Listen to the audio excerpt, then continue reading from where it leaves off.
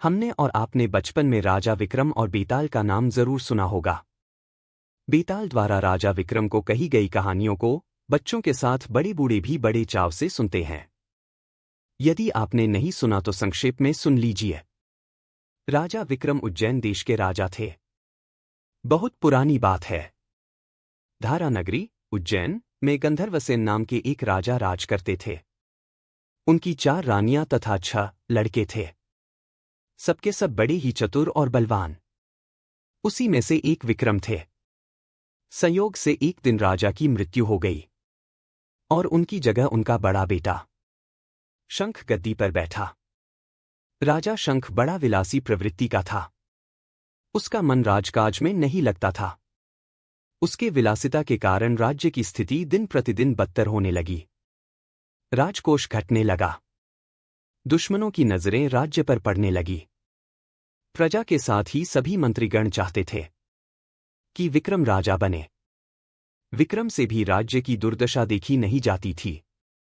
सभी लोग विक्रम के साथ थे। एक दिन कुछ सिपाहियों की मदद से विक्रम ने उसे मार डाला और स्वयं राजा बना। इस कहानी को लेकर लोगों के और भी भिन्न भिन्न मत है। प्राचीन साहित्य वार्ता लेख बेताल 25 महाकवि सोमदेव भट्ट द्वारा 2500 वर्ष पूर्व रचित किया गया था और उसी के अनुसार राजा विक्रम ने बेताल को 25 बार पेड़ से उतार कर ले जाने की कोशिश की थी और बेताल ने हर बार रास्ते में एक नई कहानी राजा विक्रम को सुनाई थी। एक धूर्त तांत्रिक 32 लक्षण वाले स्वस्थ ब्राह्मण पुत्र की बलि देने का तांत्रिक अनुष्ठान करता है ताकि उसकी आसुरी शक्तियां और बढ़ जाए।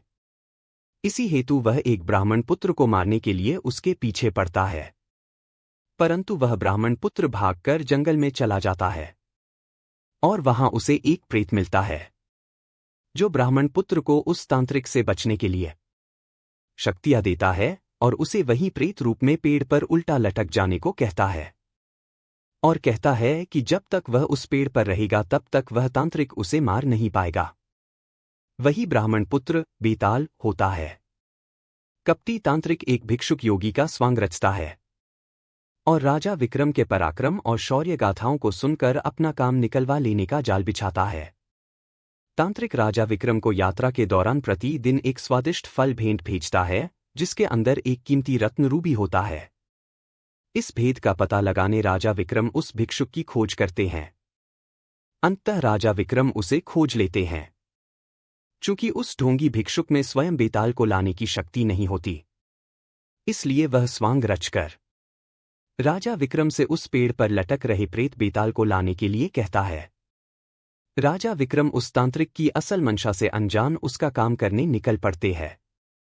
राजा विक्रम पेड़ से बेताल को हर बार उतार लेते और उस भिक्षुक के पास ले जाने लगते।